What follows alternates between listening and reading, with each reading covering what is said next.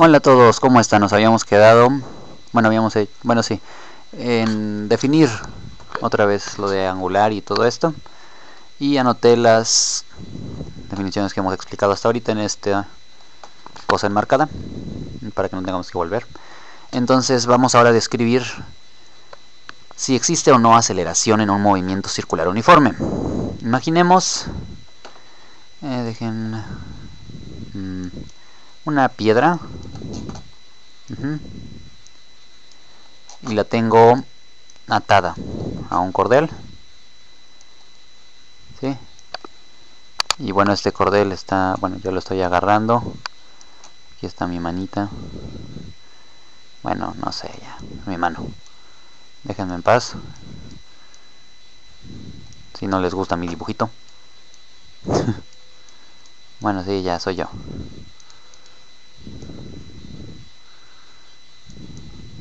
Sí se ve como yo, ¿no? Creo que estoy tomando mucho tiempo en el dibujito. No importa, este soy yo y estoy agarrando una cuerda, la que tiene atada en un extremo una piedra, y estoy haciéndola ondear así circularmente. Entonces va en esa dirección el movimiento, ondeando la piedra arriba de mi cabeza. Y supongamos que alcanzo este movimiento circular uniforme.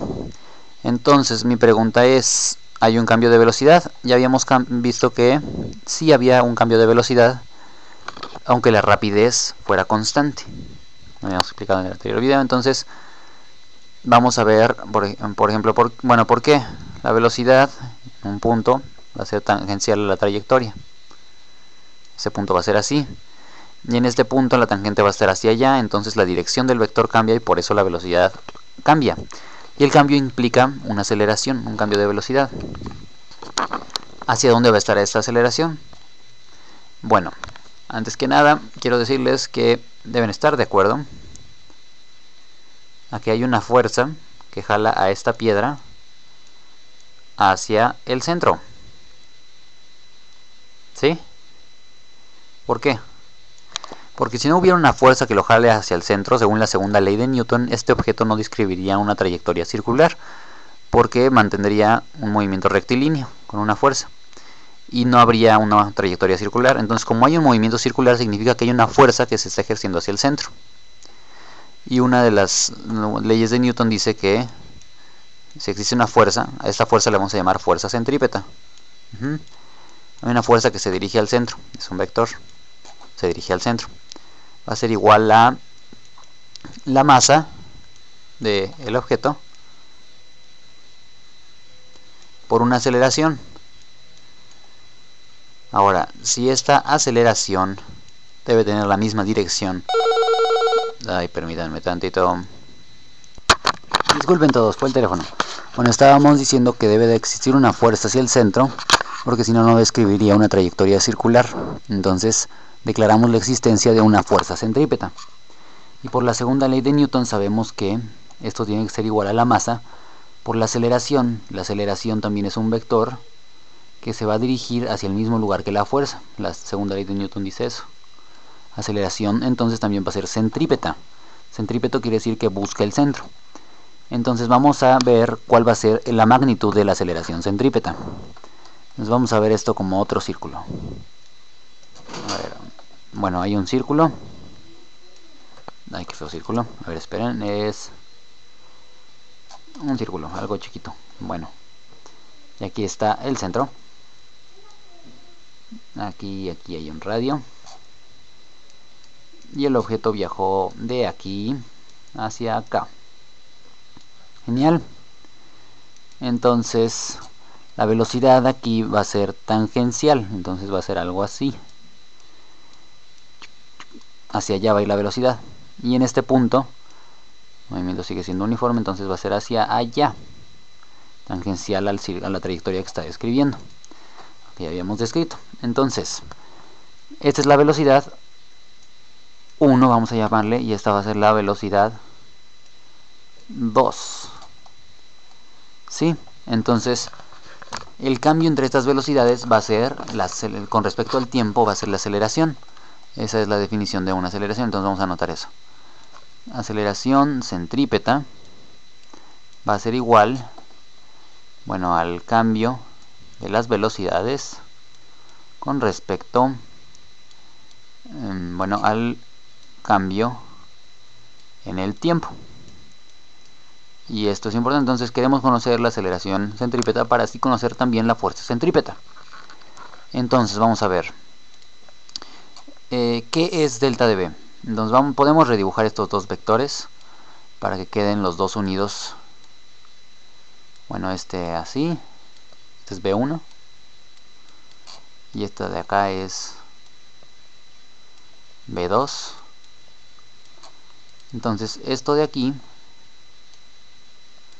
va a ser el cambio en las velocidades, delta de V. Entonces eso es lo que pretendemos obtener. Ahora, bueno, les pregunto algo.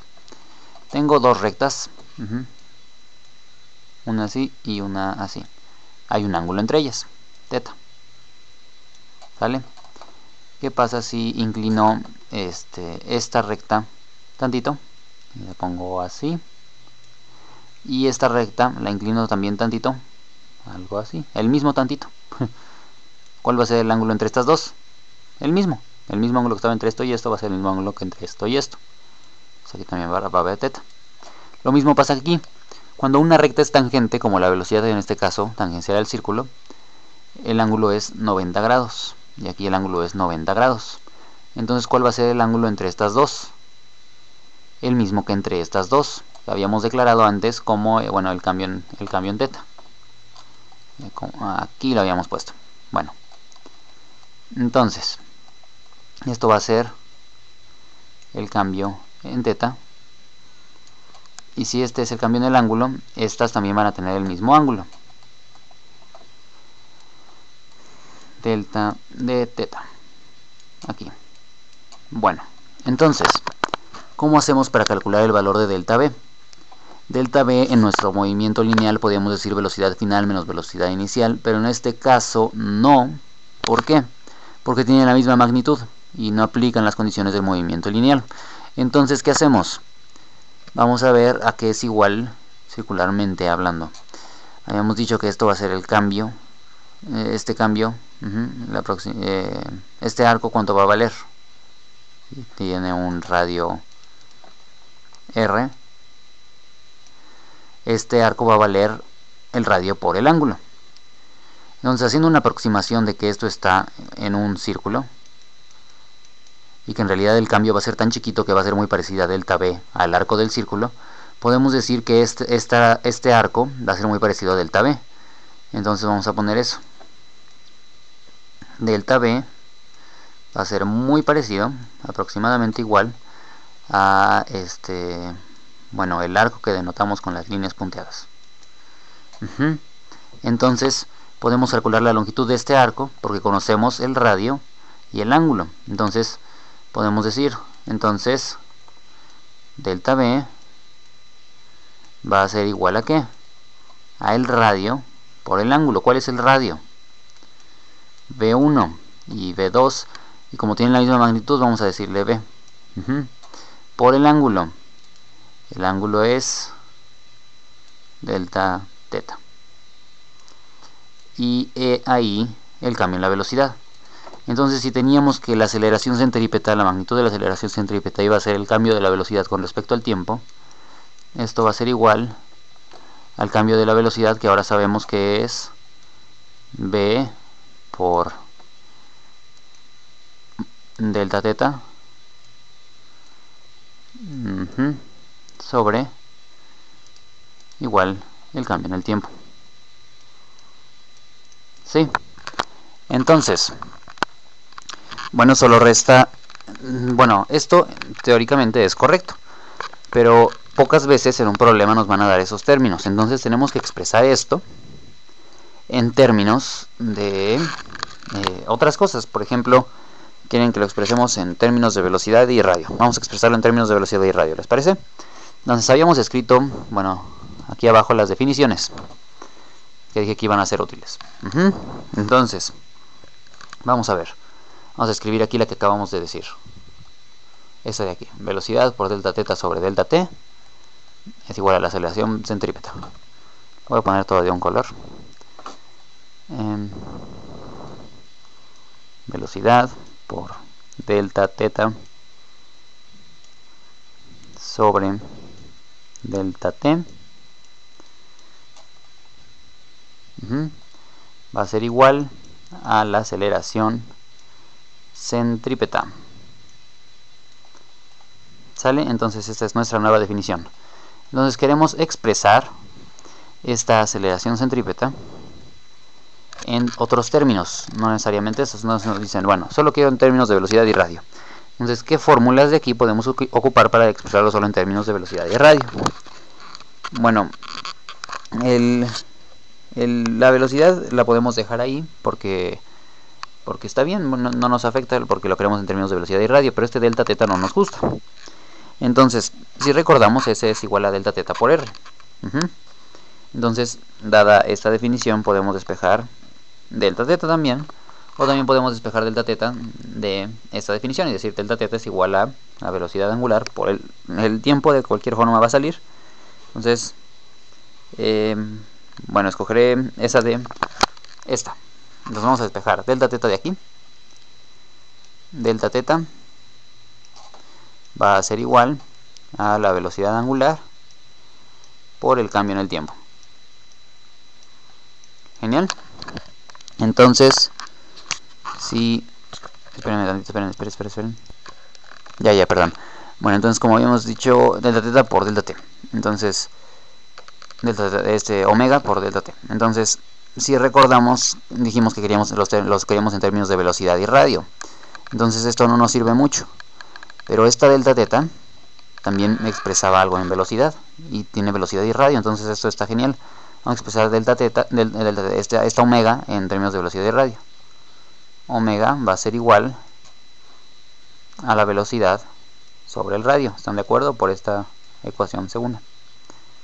Entonces, ya que sabemos eso, podemos sustituir esta omega en esta omega y decir omega es velocidad sobre radio por el cambio en el tiempo.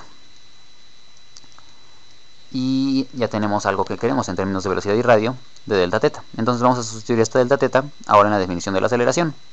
Ya me aburrió este color, voy a ponerlo de otro color. Este color, no este, bueno ya. Velocidad, la dejamos así, por delta teta, que ahora quedamos que era esto. Lo sustituimos aquí, que es esto. Entonces va a quedar como velocidad sobre radio por delta t, y todo eso sobre delta t, y esto va a ser la aceleración centrípeta, la magnitud de la aceleración centrípeta. Bueno, la magnitud.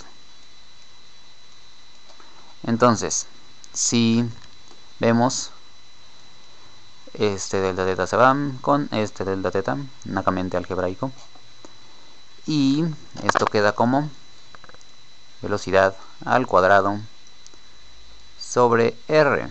Y ya lo expresamos en términos de velocidad y radio, pero todo depende de cómo lo quieras. También lo pudimos haber expresado en términos de velocidad angular. Entonces es cuestión de hacer bien tu álgebra y saber qué puedes hacer para expresar lo que aquí definimos, que era lo del cambio en el ángulo y todo esto, y la deducción de por qué el cambio en la velocidad va a ser la velocidad por delta teta. Entonces, eso es todo. Esta es una ecuación importante, que de hecho es la de la aceleración centrípeta en términos de velocidad tangencial y el radio del círculo en el cual se está moviendo. Y vamos a hacer problemas en el siguiente video. Adiós.